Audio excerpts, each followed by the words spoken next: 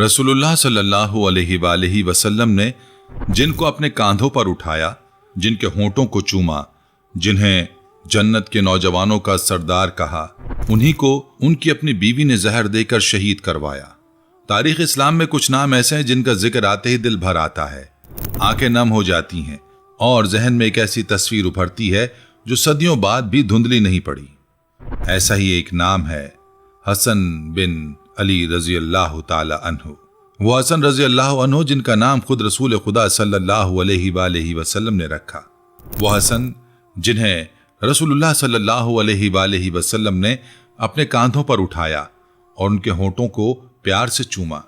وہ حسن جن کے بارے میں رسول علیہ الصلوۃ والسلام نے فرمایا کہ یہ جنت کے نوجوانوں کے سردار ہیں۔ وہ حسن جنہوں نے مسلمانوں کا خون بچانے کے لیے اپنی خلافت چھوڑ دی، اور وہ حسن جنہیں آخر کار ان کی اپنی بیوی نے زہر دے کر شہید کروایا۔ آج کی ویڈیو میں ہم آپ کو امام حسن کی مکمل زندگی کی داستان سنائیں گے، ان کی ولادت سے لے کر ان کی شہادت تک، ان کی عظمت سے لے کر ان کے صبر تک، رسول اللہ صلی اللہ علیہ وآلہ وسلم کی محبت سے لے کر اس سازش تک جس نے انہیں شہید کروایا۔ آخر تک ضرور دیکھیے گا، کیونکہ یہ کہانی صرف ایک عظیم انسان کی کہانی نہیں، بلکہ یہ اسلام کی محبت، قربانی اور صبر کی وہ داستان ہے جو قیامت تک یاد رہے گی۔ سن 3 ہجری کی بات ہے۔ رمضان المبارک کا مقدس مہینہ تھا۔ مدینے کی فضا میں خاص روحانیت تھی۔ حضرت علی رضی اللہ عنہ اور سیدہ فاطمہ الزہرا رضی اللہ عنہا کے گھر میں ایک نور آیا۔ ایک ایسا بچہ پیدا ہوا جس کے آنے کی خبر آسمانوں پر بھی ہوئی۔ جب رسول خدا صلی اللہ علیہ وآلہ وسلم کو خبر ملی تو آپ علیہ الصلوۃ والسلام فوراً تشریف لائے۔ حضرت علی رضی اللہ عنہ نے بتایا کہ میں نے اس کا نام حرب رکھا ہے۔ رسول اللہ صلی اللہ علیہ وآلہ وسلم نے فرمایا، نہیں، اس کا نام حسن ہے۔ یہ نام اس دور میں بالکل نیا نہیں تھا۔ اس خطے میں پہلے کبھی یہ نام نہیں رکھا گیا تھا۔ لوگوں کو یہ نام عجیب لگا، لیکن اللہ نے اس نام کو سب کے دلوں میں محبوب بنا دیا۔ آج یہ نام دنیا بھر میں کروڑوں مسلمانوں کے نام ہیں، لیکن پہلی بار یہ نام اسی گھر میں رکھا گیا جہاں نبوت کی خوشبو تھی، جہاں حضرت علی رضی اللہ عنہ کی شجاعت تھی، جہاں فاطمہ رضی اللہ عنہا کا تقویٰ تھا۔ پھر جب امام حسین پیدا ہوئے تو حضرت علی رضی اللہ عنہ نے اس کا نام بھی حرب رکھا۔ رسول اللہ صلی اللہ علیہ وآلہ وسلم تشریف لائے اور فرمایا، نہیں، اس کا نام حسین ہے۔ پھر تیسرا بیٹا پیدا ہوا۔ رسول اللہ صلی اللہ علیہ وآلہ وسلم نے اس کا نام محسن رکھا۔ آپ علیہ الصلوۃ والسلام نے فرمایا کہ میں نے یہ نام حضرت ہارون علیہ السلام کی اولاد کے ناموں پر رکھے ہیں، جن کے نام شبر، شبیر اور مبشر تھے۔ امام حسن کا خاندان وہ خاندان تھا جس کی مثال تاریخ میں نہیں ملتی۔ ان کے نانا رسول خدا تھے، جن پر وحی نازل ہوتی تھی، جن کی اطاعت اللہ نے فرض کی، جو خاتم النبیین تھے۔ ان کے والد حضرت علی تھے، جنہوں نے بچوں میں سب سے پہلے اسلام قبول کیا، جنہوں نے کبھی کوئی بت نہیں پوجا، اور جنہوں نے رسول خدا صلی اللہ علیہ وآلہ وسلم کے ساتھ ہر غزوے میں شرکت کی۔ ان کی والدہ سیدہ فاطمہ الزہرا رضی اللہ عنہا تھیں، جن کے بارے میں رسول علیہ الصلوۃ والسلام نے فرمایا، فاطمہ میرے جگر کا ٹکڑا ہے، جو اسے تکلیف دے وہ مجھے تکلیف دیتا ہے۔ اور رسول علیہ الصلوۃ والسلام نے فرمایا، فاطمہ جنتی عورتوں کی سردار ہے۔ ایسے خاندان میں پلنے والا بچہ کیسا ہوگا؟ وہ بچہ جسے رسول علیہ الصلوۃ والسلام کی گود میں کھیلنے کا موقع ملا، جس نے اپنے والد علی رضی اللہ عنہ کی شجاعت اور اپنی والدہ فاطمہ رضی اللہ عنہا کا تقویٰ وراثت میں پایا۔ امام حسن رضی اللہ عنہ کی پرورش اس گھر میں ہوئی جہاں صبح کا آغاز قرآن کی تلاوت سے ہوتا تھا، جہاں رات کا اختتام نماز اور دعا پر ہوتا تھا، جہاں محبت کا درس ملتا تھا اور حق کی تعلیم دی جاتی تھی۔ حضرت علی رضی اللہ عنہ اپنے بچوں کو ہر کام میں اللہ کی رضا ڈھونڈنا سکھاتے تھے۔ سیدہ فاطمہ رضی اللہ عنہا انہیں بتاتی تھی کہ دنیا ایک عارضی ٹھکانہ ہے اور اصل منزل آخرت ہے، اور رسول علیہ الصلوۃ والسلام اپنے نواسوں کو اپنی محبت سے سیراب کرتے تھے۔ ایک بار امام حسن رضی اللہ عنہ نے صدقے کی کھجور اٹھا کر منہ میں ڈال لی تو رسول خدا صلی اللہ علیہ وآلہ وسلم نے اسے نکال کر واپس رکھ دیا اور فرمایا، ہم آل محمد ہیں، ہم آل محمد کے لیے صدقہ جائز نہیں۔ یہ ایک چھوٹا سا واقعہ ہے، لیکن اس سے اندازہ ہوتا ہے کہ اس گھر میں کیسی تربیت دی جاتی تھی، جہاں نانا اپنے پیارے نواسے کو ایک کھجور سے بھی روکتے ہیں تاکہ وہ حلال اور حرام کا فرق سیکھیں۔ یہی وہ تربیت تھی جس نے امام حسن کو وہ عظیم انسان بنایا جنہوں نے اپنی پوری زندگی اللہ کی رضا کے لیے وقف کر دی۔ جنہوں نے دنیا کی بڑی سے بڑی نعمت یعنی خلافت بھی اللہ کی خوشنودی کے لیے چھوڑ دی، اور جنہوں نے موت کے دروازے پر بھی انصاف اور حق کا دامن نہیں چھوڑا۔ رسول اللہ صلی اللہ علیہ وآلہ وسلم کو امام حسن سے بے پناہ محبت تھی، اور یہ محبت ہر موقع پر ظاہر ہوتی تھی۔ ابو ہریرہ رضی اللہ عنہ بیان کرتے ہیں کہ عشاء کی نماز میں جب رسول علیہ الصلوۃ والسلام سجدے میں جاتے تو امام حسن اور امام حسین ان کی پشت پر چڑھ جاتے۔ جب آپ علیہ الصلوۃ والسلام سجدے سے سر اٹھاتے تو انہیں پیار سے زمین پر بیٹھا دیتے، اور جب دوبارہ سجدے میں جاتے تو وہ پھر چڑھ جاتے۔ ایک بار رسول صلی اللہ علیہ وآلہ وسلم امام حسن رضی اللہ عنہ کو اٹھائے ہوئے تشریف لائے، انہیں آگے بٹھا کر نماز شروع کر دی۔ دوران نماز سجدہ کیا اور اسے بہت لمبا کر دیا۔ صحابہ نے سوچا شاید کوئی نئی وحی نازل ہو رہی ہے۔ نماز کے بعد صحابہ نے پوچھا تو رسول علیہ الصلوۃ والسلام نے مسکرا کر فرمایا، میرے بیٹے حسن نے مجھے سواری بنا لیا تھا، میں اس کی خواہش پوری ہونے تک جلدی کرنا مناسب نہ سمجھا۔ یہ محبت کا وہ منظر ہے جو دل کو پگھلا دیتا ہے۔ وہ رسول خدا صلی اللہ علیہ وآلہ وسلم جن کے قدموں میں پوری دنیا جھکتی تھی، وہ اپنے نواسے کی خوشی کے لیے سجدے کو طول دے رہے تھے۔ رسول اللہ صلی اللہ علیہ وآلہ وسلم امام حسن رضی اللہ عنہ کو اکثر گود میں اٹھاتے اور اپنے کاندھوں پر بٹھاتے، اور پھر تمام مسلمانوں کو ان سے محبت کی دعوت دیتے ہوئے فرمایا، جو شخص مجھ سے محبت کرتا ہے وہ حسن سے بھی محبت کرے۔ ایک اور روایت میں ہے کہ ایک فرشتہ جو پہلے کبھی نہیں اترا تھا، اس نے اللہ سے خاص اجازت مانگی کہ وہ رسول صلی اللہ علیہ وآلہ وسلم کو سلام کہے اور بشارت سنائے کہ سیدہ فاطمہ علیہ السلام جنتی عورتوں کی سردار ہیں، اور امام حسن اور امام حسین جنت کے نوجوانوں کے سردار ہیں۔ امام حسن رضی اللہ عنہ کی شخصیت کے بارے میں صحابہ کرام رضوان اللہ علیہم اجمعین نے جو کچھ بیان کیا، وہ پڑھ کر دل عقیدت سے بھر جاتا ہے۔ وہ بہت خوب روح، پروقار اور حسین انسان تھے، لیکن ان کا سب سے بڑا وصف یہ تھا کہ وہ رسول علیہ الصلوۃ والسلام سے سب سے زیادہ مشابہ تھے۔ امام ظہری رحمۃ اللہ علیہ نے بیان کیا کہ حضرت انس رضی اللہ عنہ نے فرمایا کہ امام حسن رسول علیہ الصلوۃ والسلام سے سب سے زیادہ مشابہ تھے۔ جب رسول صلی اللہ علیہ وآلہ وسلم کی وفات کے بعد صحابہ امام حسن کو دیکھتے تو ان کی آنکھیں بھیگ جاتی، دلوں پر غم کا سایہ چھا جاتا، اور ان کے سامنے رسول علیہ الصلوۃ والسلام کے ساتھ بیتے دن یاد آ جاتے۔ حضرت ابو ہریرہ رضی اللہ عنہ جب بھی امام حسن کو دیکھتے تو ان کی آنکھوں سے آنسو جاری ہو جاتے۔ ایک واقعہ بیان کیا جاتا ہے کہ رسول اللہ صلی اللہ علیہ وآلہ وسلم کی وفات کے چند روز بعد حضرت ابو بکر صدیق رضی اللہ عنہ نے امام حسن رضی اللہ عنہ کو بچوں کے ساتھ کھیلتے دیکھا تو انہیں اٹھا کر اپنی گردن پر بٹھا لیا اور کہا، اللہ کی قسم میرے ماں باپ قربان ہو جائیں، یہ رسول صلی اللہ علیہ وآلہ وسلم کے ہم صورت ہیں، علی علیہ السلام سے مشابہ نہیں ہیں۔ یہ سن کر حضرت علی رضی اللہ عنہ مسکرا رہے تھے۔ امام حسن رضی اللہ عنہ کی سخاوت تاریخ کا ایک ایسا باب ہے جسے پڑھ کر انسان حیران رہ جاتا ہے۔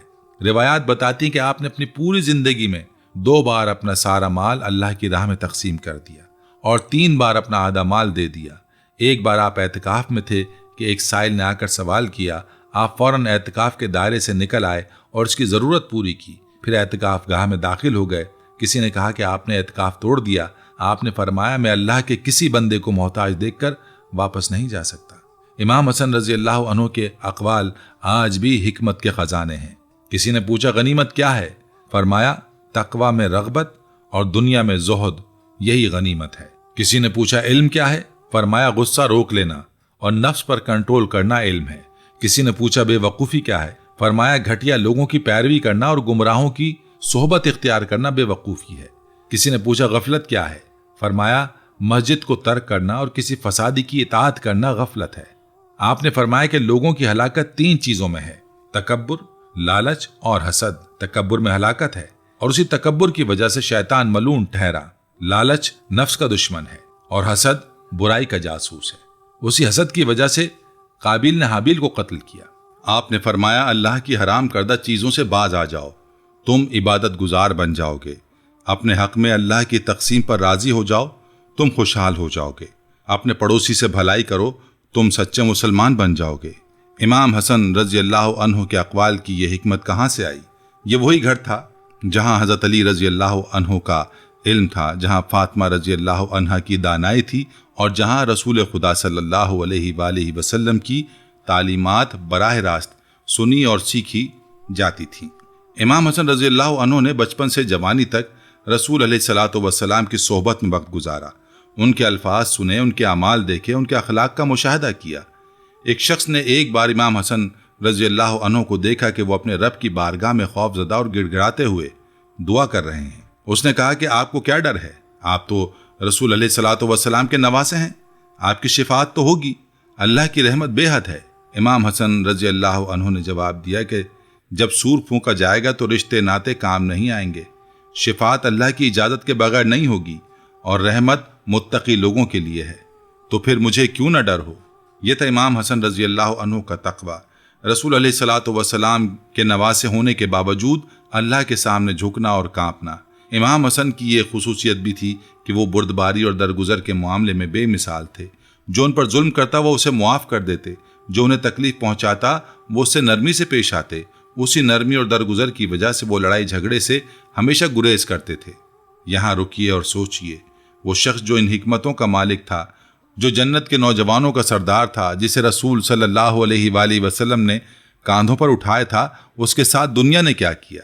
رمضان المبارک 40 ہجری میں حضرت علی رضی اللہ عنہ کو مسجد میں شہید کر دیا گیا۔ لوگوں کی نگاہیں خلافت کے لیے امام حسن کی طرف اٹھیں۔ آپ کے اخلاق، آپ کی بردباری، آپ کی سخاوت، آپ کا علم، آپ کی بہادری، سب نے انہیں اس منصب کا اہل ثابت کیا۔ آپ ہمیشہ حق پر ثابت قدم رہتے تھے۔ سخاوت اور بہادری آپ کی شان تھی، بردباری اور صبر آپ کی پہچان تھی۔ تقریباً 40,000 سے زائد لوگوں نے آپ کی بیعت کی۔ آپ تقریباً 7 ماہ عراق، خراسان، حجاز اور یمن کے علاقوں میں خلیفہ رہے، لیکن دوسری طرف شام میں حضرت علی کی شہادت کے بعد معاویہ بن ابی سفیان کی بھی بیعت ہو چکی تھی۔ 2 خلیفہ ایک ساتھ، جنگ کا خطرہ۔ معاویہ جانتے تھے کہ امام حسن فتنہ و فساد کو سب سے زیادہ ناپسند کرتے ہیں، چنانچہ انہوں نے خط و کتابت کے ذریعے امام حسن سے رابطہ کیا اور صلح کی پیشکش کی۔ ساتھ ہی وعدہ کیا کہ اگر انہیں کوئی حادثہ پیش آیا اور امام حسن زندہ ہوئے تو وہ خلافت ان کے سپرد کر دیں گے۔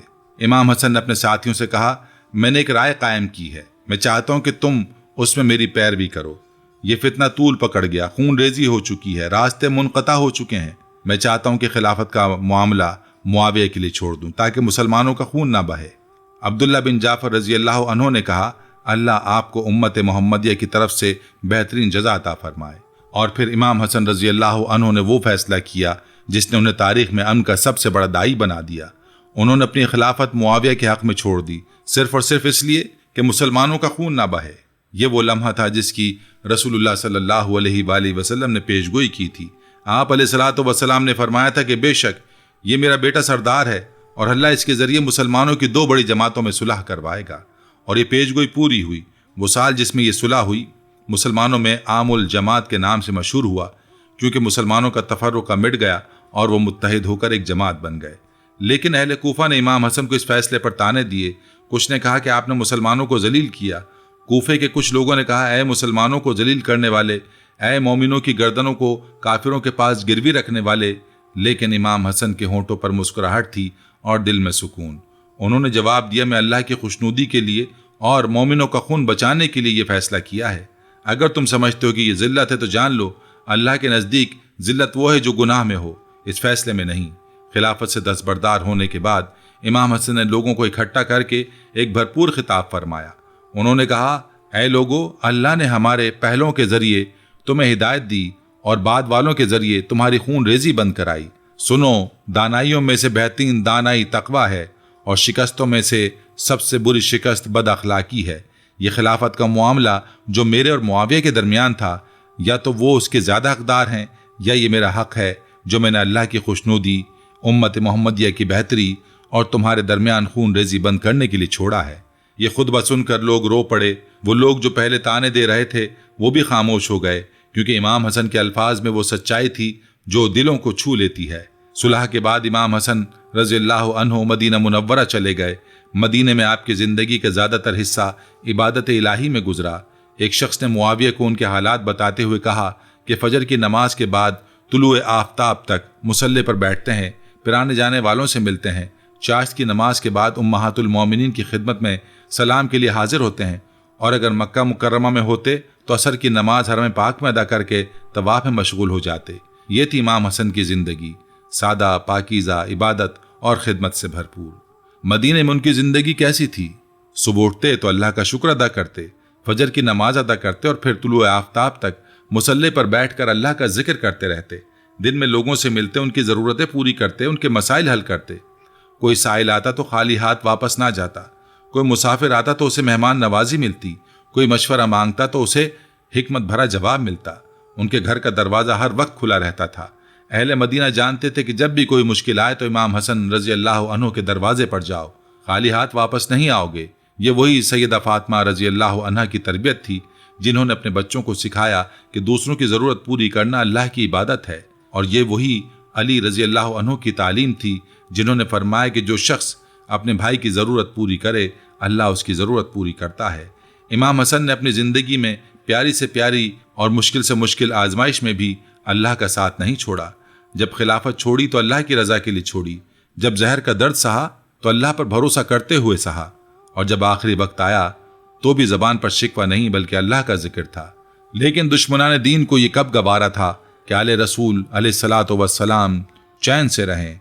इमाम हसन रजी अल्लाह अन्हु मदीने में गोशा नशीन थे, लेकिन हक़ का ये मरकज़ और तालीमात मोहम्मदी सल्लल्लाहु अलैहि वसल्लम का ये सरचश्मा दुश्मन को कब गवारा हो सकता था। इमाम हसन रजी अल्लाह अन्हु की बीवी जौदा बिनते अशअस थी। किसी ने उसे इनाम व इकराम का लालच देकर इमाम हसन रजी अल्लाह अन्हु को जहर देने पर आमादा किया। रिवायात के मुताबिक ये जहर खजूरों में मिलाकर दिया गया। जहर का असर ऐसा था कि आंतों के टुकड़े कट कट कर खून के साथ बाहर आने लगे। 40 रोज तक इमाम हसन रजी अल्लाह अन्हु उस शदीद तकलीफ में रहे। ये 40 रोज तारीख के सबसे दर्दनाक दिन थे। यहाँ रुकिए। वो शख्स जिसने उम्मत को खून रेजी से बचाने के लिए अपना हक छोड़ दिया, जिसने सारी जिंदगी सब्र और बुर्दबारी का मुजाहरा किया, जिसे रसूल अलैहिस्सलातु वस्सलाम ने जन्नत के नौजवानों का सरदार कहा, उसे आखिरकार उसकी अपनी बीवी ने जहर देकर शहीद करवाया। ये जुल्म की इंतहा थी। जब इमाम हसन रजी अल्लाह अन्हु की हालत बिगड़ गई तो उनके भाई इमाम हुसैन हाजिर हुए। रो रो कर अर्ज किया, भाई बताओ आपको किसने जहर दिया है। इमाम हसन ने पूछा, क्या तुम उसे कत्ल करोगे? इमाम हुसैन ने कहा, हाँ मैं उसे ज़रूर कत्ल करूँगा। ये सुनकर इमाम हसन ने कहा, उन्होंने फरमाया, मेरा गुमान जिस तरफ है, अगर वही कातिल है तो अल्लाह ताला मुंतकीम हकीकी है। इसका और मेरा फैसला कल बरोज़ मैशर होगा। अगर वो बेगुनाह है तो मैं नहीं चाहता कि मेरे सबब कोई बेगुनाह तकलीफ में मुब्तला हो। फिर फरमाया, मेरे भाई मुझे इससे पहले कई बार जहर दिया गया, लेकिन इस बार का जहर सबसे तेज़ है। ये अल्फाज सोचिए।